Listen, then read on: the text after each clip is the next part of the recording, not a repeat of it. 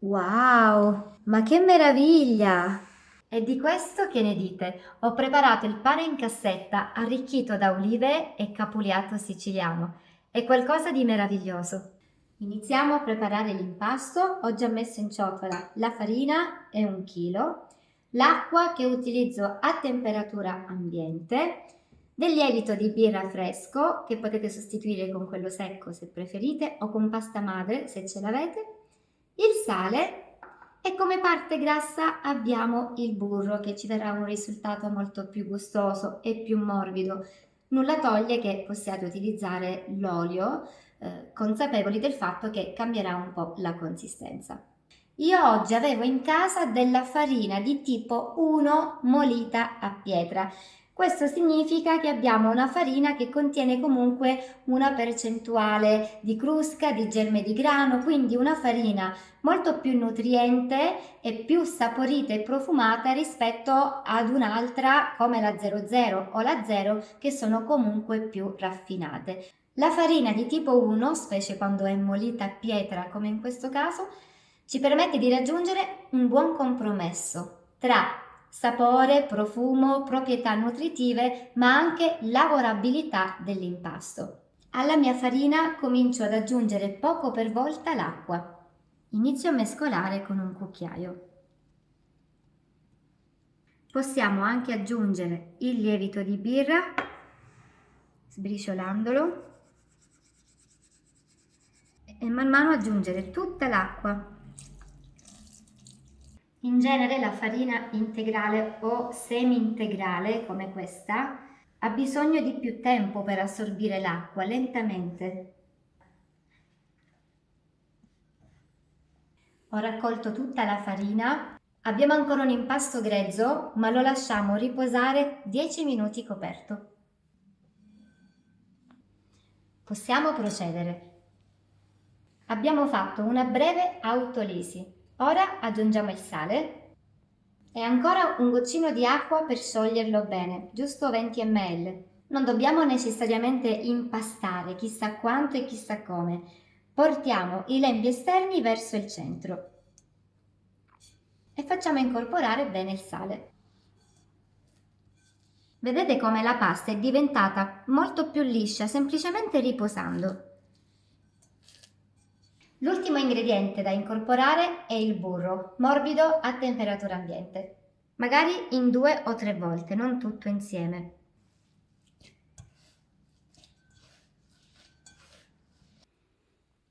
Se avete una planetaria, lavorate con quella e vi risparmiate una bella fatica. Però io volevo mostrarvi che anche farlo a mano questo impasto non richiede chissà quali capacità.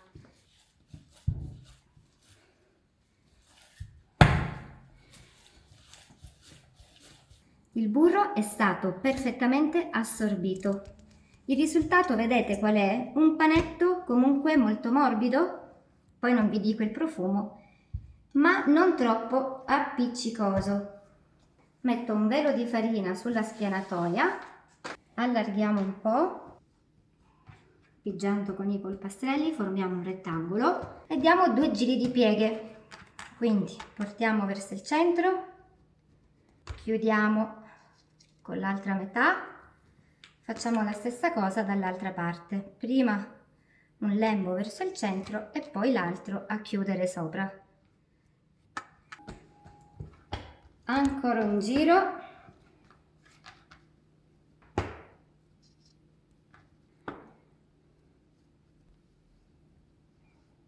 Pirliamo e come vedete abbiamo un panetto per nulla appiccicoso, liscio e omogeneo. Sporchiamo la ciotola con un po' di farina, adagiamo la nostra pasta, copriamo con pellicola per non seccare la superficie, facciamo attivare la lievitazione lasciando l'impasto per un'oretta o poco più all'interno del forno spento o con la luce accesa oppure inserendo un pentolino con dell'acqua calda che manterrà tepore e umidità. È trascorsa un'ora. Guardate, l'impasto è già un bel po' cresciuto. Completiamo questa prima lievitazione lasciando maturare l'impasto in frigorifero per circa 2 ore. e sono trascorse 2 ore da quando ho messo l'impasto in frigorifero. Guardate quanto è cresciuto, è meraviglioso. Ma perché ho scelto di farlo maturare in frigorifero? Beh, sicuramente perché ci aiuta a maneggiarlo meglio, rendendolo meno appiccicoso, ma al tempo stesso diventa ancora più digeribile e profumato, quindi abbiamo solo vantaggi. Ora è necessario mettere un po' di farina sul piano. Allora, sto stendendo un lungo rettangolo dallo spessore uniforme, divido l'impasto in 4 parti uguali. Più o meno pesano ciascuna 400 grammi. Pochissima farina sul piano per metterci al sicuro. Mi aiuto con il mattarello per allargare un po' la pasta. Arricchiamo il nostro pane. Io ho scelto olive verdi e capuliato siciliano. Che cos'è il capuliato? Sono pomodori secchi, macinati e conditi con olio, origano, a piacere anche dell'aglio, quindi diventano molto saporiti. In questo caso li ho scolati dall'olio perché ci servono morbidi ma più o meno asciutti. E allora sulla nostra striscia di pane distribuisco senza esagerare qua e là i miei ingredienti. Le olive verdi a pezzetti e il capuliato. Vedete? Privato dell'olio. E ora andiamo a chiudere e ad avvolgere la pasta su se stessa.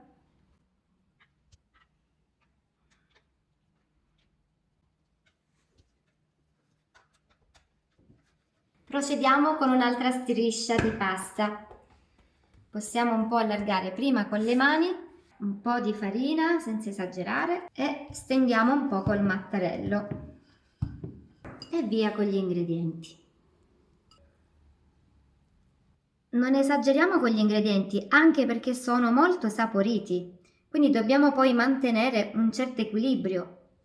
Ora i nostri bei salsicciotti li facciamo entrare nello stampo per pane in cassetta che ho già imburrato. Questi poi cresceranno ovviamente in altezza. Ora procediamo con la seconda lievitazione, coprendo con un panno e portando in forno spento. Aspettiamo il raddoppio. È trascorsa un'ora e con la seconda lievitazione ci siamo perché vi faccio vedere. Guardate quanto è cresciuta la nostra pasta.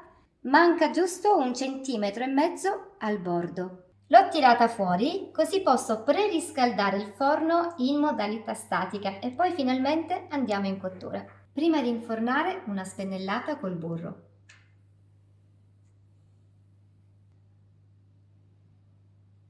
E adesso finalmente in forno. Ed ecco sfornato il mio pane in cassetta e davvero non immaginate che profumo che arriva! Allora, io l'ho lasciato cuocere per 50 minuti in forno statico a 180 gradi. È pur vero che il mio forno non è potentissimo, è un po' lento, quindi il minutaggio potrebbe anche cambiare. Regolatevi voi in base al colore che vedete, in base al vostro forno che sicuramente conoscete bene. Wow!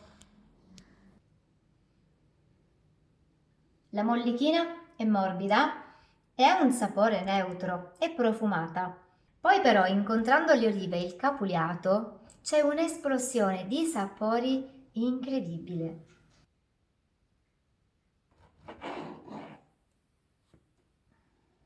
Avete visto che meraviglia? È proprio soffice come una nuvola, guardate, morbidissimo, ma fantastico. Devo dire che non amo affatto il pane in cassetta da supermercato, quindi questo per me è una meraviglia a cui non voglio rinunciare. Lo congelo tagliato a fette, così ce l'ho sempre a disposizione, basta tirarlo un po' prima fuori dal freezer e poi magari tostarlo, riscaldarlo un attimino per farlo tornare come appena sfornato. Essendo già ricco di ingredienti, va benissimo anche mangiarlo da solo per uno spuntino sano e veloce. però è ottimo insieme a salumi, formaggi o con qualcosa di spalmato sopra. Mi raccomando, se provate la ricetta fatemi sapere cosa ne pensate e se vi piace e io come sempre vi aspetto presto con un altro video. Ciao a tutti da Valentina!